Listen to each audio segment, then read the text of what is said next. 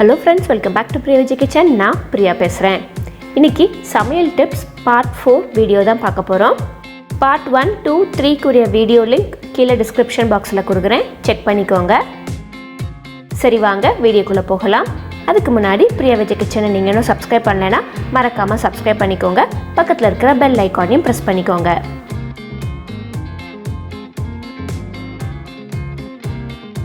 நம்ம beetroot carrot எல்லாம் வேக வச்சோன்னா அந்த தண்ணியை வேஸ்ட் பண்ணாமல் அதில் கொஞ்சமாக சர்க்கரை போட்டு கலந்து குடிக்கலாம். ரொம்பவே ஆரோக்கியமானது.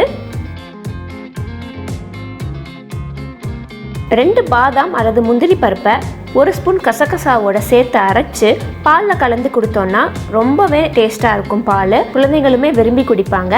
அதோட கண் பார்வைக்குமே ரொம்ப ரொம்ப நல்லது. சில சமயம் சட்டை காலரில் இருக்கிற அழுக்கு எப்படி துவைச்சாலும் போகவே போகாது. கவலை வேண்டாம். நம்ம தலைக்கு யூஸ் பண்ணுற ஷாம்புவை கொஞ்சம் எடுத்து அதில் நல்லா ப்ரஷ் போட்டு தேய்ச்சிட்டு அப்புறம் நம்ம மிஷினில் போட்டு துவைச்சோன்னா நல்ல நிறம் கொடுக்கும்.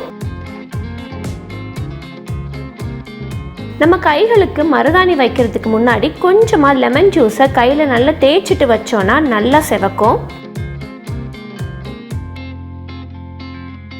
டீ போட்டு வடிகட்டினதுக்கு பின்னாடி அந்த மிச்சம் இருக்கிற அந்த டீ தூளில் கொஞ்சமாக எலுமிச்சை சாறை சேர்த்து நம்ம தலைக்கு தேய்ச்சி குளிச்சுட்டு வந்தோன்னா தலைமுடி நல்லா சாஃப்டாகவும் அதோட ஷைனிங்காகவும் இருக்கும். சில நேரங்களில் நம்ம வாங்கின தேங்காய் அழுகி போயிருக்கும். அதை வீணாக்காமல் அதோட கொஞ்சமாக கசகசா சேர்த்து நல்லா அரைச்சி தலைக்கு தேய்ச்சி குளிக்கலாம். தலைமுடி உதிர்றதை தடுக்கலாம். அதோட நம்ம உடம்புல இருக்கிற வெப்பமும் குறையும். நம்ம சமையலுக்கு வாழைத்தண்டு நறுக்கும் போதில் அதில் இருக்கிற நாரை பிரித்து கீழே போடாமல் அதை அப்படியே ஒன்றா திரட்டி தினமும் விளக்கேற்றுவதற்கு நம்ம பயன்படுத்திக்கலாம். அதே போல் தாமரை தண்டையுமே நம்ம திரியாக பயன்படுத்திக்கலாம். நம்மக்கிட்ட இருக்கிற வெள்ளி பாத்திரங்களை கொஞ்சமாக தண்ணீரில் சோப் பவுடர் கலந்து கொதிக்க வச்சுட்டு அதுக்கப்புறம் தேய்ச்சோன்னா நல்லா பளபளன்னு இருக்கும். கடலை மாவு அரிசி மாவில் தான் பஜ்ஜி போடணும்னு இல்லை, நம்ம கோதுமை மாவில் கூட போடலாம். ரொம்பவே ருசியாக இருக்கும். புடலங்காய் விதையை வச்சு சட்னி பண்ணி சாப்பிட்ருக்கோம். ஆனால் அதே விதைகளை வெயிலில் நல்லா காய வச்சுட்டு உளுந்தம்பருப்பு, பெருங்காயம் வழக்கமாக நம்ம பொடிக்கு தயாரிக்கிற பொருளோட சேர்த்து பொடி செஞ்சோன்னா சூப்பராக இருக்கும்.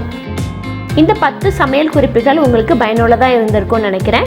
இந்த வீடியோ உங்களுக்கு பிடிச்சிருந்துச்சுன்னா உங்கள் ஃப்ரெண்ட்ஸோட ஃபேமிலியோட ஷேர் பண்ணுங்கள். தேங்க்யூ. தேங்க்ஸ் ஃபார் வாட்சிங்.